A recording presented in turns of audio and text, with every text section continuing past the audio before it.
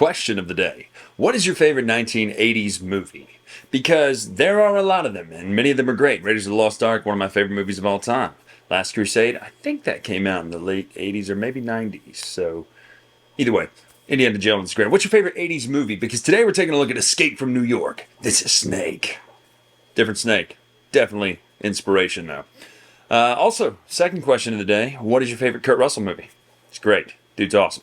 So let's take a look right now at Escape from New York, and we'll come back and talk final thoughts all about this 80-rific game.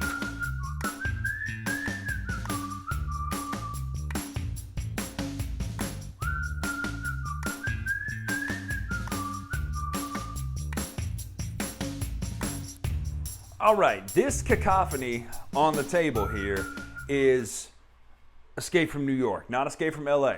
You know, the one where he surfed. Gosh, that was a terrible ending to the movie. This is Escape from New York, though, the good one. This is Snake. Different Snake. But, let's be honest, I'm pretty sure Hideo Kojima has come out and said that this is exactly where Solid Snake came from. And let's be honest, had we gotten a movie in the 90s, Kurt Russell playing Solid Snake, we'd all been happy. I don't know who's going to play him now. Pedro Pascal will probably do it, and he'll be great at it. But, Kurt Russell, he's the man. Like that movie Dirty Dancing. It's my favorite Kurt Russell movie. Anyway, so they're not the same guy. I get it, but I always get Swayze and Russell mixed up because they look nothing alike, but they were in a lot of movies. Like when Snake Plissken ripped that dude's throat out. Anyway, this is Escape from New York. It is a cooperative-ish game. Think Dead of Winter. In the fact that you can win two ways. You can win collectively, or you can win with your personal objectives. Now, it's a little bit of a mess right now because this is in the middle of the game, but I will say there's a ton of components in this game. These are not built onto the map. You'll notice these are cards from the New York deck, and part of your actions when you move is to flip these over. Ideally, what you're going to be doing is trying to find the tape, the president, and an escape plan on the bridge route to win collectively. And then everybody else will have two personal objectives, an item and a way to escape. And if you move your character up to level 3 right here, you can escape with that. Now we're going to talk about how this game plays. It does one of my favorite types of mechanics, and it's a hand of cards for your actions. This is also your health. Sigourney Weaver, right? Isn't that who that was? It's got to be. She looks like Sigourney Weaver. I hadn't seen this movie in a long time. But basically, you're going to do these different actions based on your cards. So on your turn, let's go through the way the hero phase works, because it works in a hero phase and the New York phase. I will say, while it looks like this game should be really punishing, it's not super punishing. You don't have to worry if a bunch of enemies get out there because you can kill a bunch of enemies, eradicate prisoners pretty easily. So first of all, you can discard a timer card to recover your action. So over there is a way to lose the game. The timer, see that? Right up there with my fingers pointing. You're going to set that deck with the red cards at the bottom, shuffle the one that says you lose and the two that say nothing happens, and you're going to put that there. You can discard a timer card to get all of your cards back in your hand, which is essentially healing, but it's also how to get your actions back. Because notice, not all of these allow you to move and attack. However, everybody has an action on their player card that will give them a move or an attack, plus noise. We'll talk about that in a minute. So, first of all, you'll play two cards face down. Essentially, you have to pick the two, and then you'll play one at a time. Now, these are things like move a space. Heavy step, move one space, destroying one roadblock in your way. Obviously, there's a lot of roadblocks out there. This one is, if there are no enemies in your space, inflict 4 damage at range 1. Range 1 is a space away. They do things like that. They move, they attack. Now, everybody plays differently. Like Snake Plissken and Maggie's cards are different. Now, they essentially do the same types of things, but even the starting weapon is different. So, Maggie starts off with this revolver with an unnecessarily big scope on it, which, come on, it's not going to help. So much recoil in that. For your second shot, I guess you could take a first shot and it'll be fine, but that sucker better be dialed in good. Anyway, 6 ammo, but it does 1 damage per cube. Now, this is a free action. You can just pull a cube off of here to just inflict damage at 1 away. Snake's is different. He's got 3 ammo, but he does 2 damage, so it's pretty different. You can also level up your characters. Let me talk that before we go through the rest of the actions. You can level up by doing the things on the back of these randomized tiles. Now, these may be on different sections. This is 3, so I'm going to have 2 enemies defeated and collect an item over here and then discard a card. Then I would get to move up to level 3. The only way to win your personal goal, the secret, solo victory, is by having level 3, having your item and having your escape plan, and the president be rescued, and that be red over there on the timer. So there's a lot to go into it. Can't just win the game like, I win. Now, you'll choose a card, you'll play your action, you'll resolve it. You'll resolve the other action, you'll discard those. If you have one, you can move an extra space with a car, which, let's be honest, That's pretty cool. Cabby's in it. We all know him. Not Benny the Cab. That's a way better 80s cab. You'll then discard the 2 played cards, making the noise on them. So your cards will also have noise symbols. That's 1, that's 2, that's 3, that's 1. Obviously, the exclamation marks are noise, which you'll keep track of over there on the New York board. Let me adjust the camera. You'll keep track of on the New York board right there. This is also where the bosses are in their health. You'll keep track of that. Now, I did the movie thing too, Slag. I had the item, I had the space, and had the character, and it was great. But they'll fight in different ways, and they will also add power-ups to the prisoners. Let me knock this off for just a second, just to show you how this works. So the noise works like this. It counts up to 10. You'll have 4 cubes here. I just dropped those onto the table. If you ever get to 10 and you need to take more noise, you'll move this over, and then you'll slide this back to the noise. Now, the way it works is prisoners have they do 1 damage to you. They can move 1 space, and they have 1 hit point. And the way it moves and works is they work off this deck. The front of the card is the backs of the cards. At first, you're going to discard the first card face up. It does nothing. It just adds a noise to the noise level. Then you're going to look. If you have the amount of noise in the threshold for the New York noise here, so this would cost 3. We would have definitely 3. You'll flip this over and do it. So this would be block the streets. If possible, add a roadblock in your space on the space indicated on the card. Which card? What are you talking about? This card. You look at the top of the deck. It's already got a roadblock showing. And then you'll do that. So you put a roadblock here, and then enemies will move in based on your space. These would be sitting this way. They'll move in based on your space, depending on where you are. So let's just say we're here. Enemies from the south would move in, and from this space here would move in because of the way the roads work. And that's how that works. That's the New York phase. You only take damage on your turns. Notice that's part of the hero phase, not the New York phase. That's different than most games like this. So it says receive damage from enemies in range. Then you can level up and you can activate a building in your space. The buildings are things like you can heal here. This one allows you to pick up an action card. This one means you can't take damage in your space. The other one is reload. Now you'll notice on the board, when you move, you can move into an adjacent space. It has to be one of the actual streets, not a blank space. When you move a space, you can reveal a space next to it out of either New York here in the gray. You'll put this down. You'll put an enemy there and a cube there. That's how you get item cards.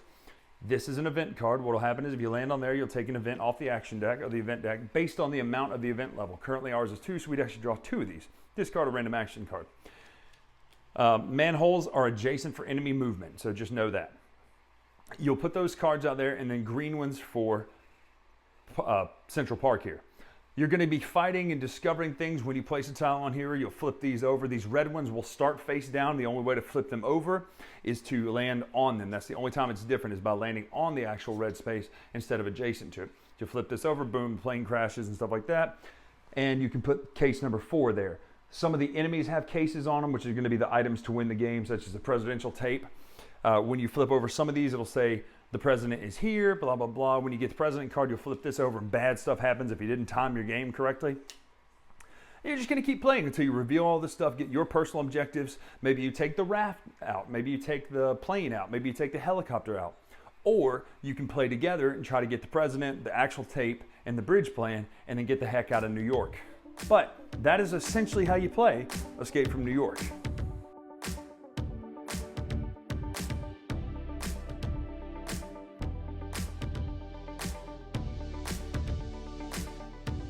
All right, that is Escape from New York. Now, this is a cooperative, semi-co-op type game, and I really like that idea. So first of all, we do a rubric system where we talk about the concept, the board layout, the mechanics, the art direction, the art and components, the gameplay, and the rulebook, and we aggregate that together for a final total score. So let's start right now with the concept. I have to give it a 7 because the concept is let's base it on a movie. Now, you could argue that concept should be based on how the game is based on a movie versus how, let's just base it on a movie. But I give it a 7 because this movie it's fine. It's a silly-ish kind of movie. Escape from Los Angeles is even crazier. But this is just, it's a picture of the early 80s in a movie, John Carpenter style. Now, so I give it a 7 for that. But the board layout, I give it a 7.5. I really like the idea that you're building stuff across the board. You're exploring. You're opening up, maybe roadblocks, maybe enemies, and all that sort of stuff. So the board layout is pretty fairly simple what to do. You have your player board, which doesn't really have anything for you to put on it except your level up. But you have the cards that you use as well, but that's not the board layout. So the board itself gets a 7.5. Now the mechanics I give an 8. Now the reason that is, I like actions based on card hands. It feels a little bit like Concordia, the shoot 'em up game, in which you are playing 2 cards on your turn. You'll take one, do that action, and you'll take the second one, do that action, take the noise from that. And then some of these cards you can use them to get cards back in your hand. So to me, that's a really cool concept. So the mechanics, I give it an 8. Art direction, I got to give it 7 because there are symbols on the board, which, and you'll see why this relates to the rule books in a minute, they just aren't that easy to read. It doesn't make sense sometimes what you should immediately do. Now that's on first play. Upon later playing, you will understand that. But some of the symbols you go, wait, does this activate now or only when I walk through that space? You have symbols that are the same type of symbol, like you would have the cube for putting out a supply or an item cube, but also the event cube. One of them triggers when it flips over, one of them triggers when you land on the space, and there's nothing on the board that tells you that. So that's kind of a little tricky. As far as the art direction, I would give it a 7, and that's because that really, as far as the art and components, I got to give it a 7.5. I do like the way it looks, some of the more stylized imagery. Some of them are direct photographs, not as big of a fan of that. I much prefer the Fantasy Flight Star Wars games era of stuff that looks like images from the movie that had been drawn. I really like that better, but this doesn't look bad. It doesn't look jarring like some of the, what's that card game called where oh man, it's going to kill me. It's by... Anyway, the deck building game that there's so many versions of, you know what I'm talking about. I don't like the art in those games. This reminds me more of that, but not so bad where it's like, oh, this is just jarring images from the movies. So gameplay is an 8. I really like what you do in this game. I like that you take your 2 actions. I like how you choose your actions. It is difficult, though, because if you don't know, because everything is randomized on the board, it can be a little tricky. So there is that, but I do like how the game plays. You can choose to play with another person. The only problem is when you really need to get across the board, even with a car, there's no really quick way to do that. Now, I will say it's not too punishing. You're not constantly getting beat up because of the way the mechanics of the New York phase work. That, to me, it looked like it was going to be a lot more punishing. Let's say you get 10 noise. You go, oh my gosh, we got 10 noise. And then you flip the cards over and go, oh, that really wasn't that bad. I like how the bosses played differently. I like how you can collect the cases. I like how you can win with your own goals instead of having to play it true co-op, which is nice. So you can tell somebody that you're working with them the whole time and then stab them right in the back and escape from New York. Snake! Anyway, rulebook's a 6.5. Here's why. It's got all the information in there. It's just not laid out really well. Some of the things you think should be elsewhere are not. Like, I'm trying to remember the exact rule that I just struggled and finally found. But especially some of the things like what you do what certain symbols mean. Because it may mean this here, but on the level up, it's something different. And it would be nice if there was just here's what this symbol means where. And there's no glossary on the back or index on the back to show what all the symbols mean. So we take all that together, it comes out to a 7.3. We round that up to a 7.5. So Escape from New York, 7.5. I'm Bryan Drake here on the Dice Tower. Make sure to follow me for more Dice Tower news at Dice Tower Bryan on Instagram. Until next time, we'll see you.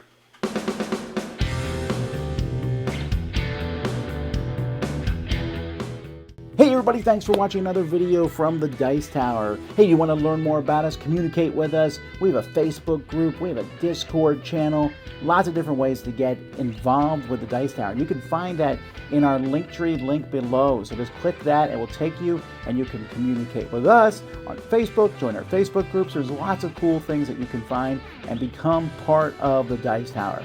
Thanks so much for watching. I'm Tom Vassell.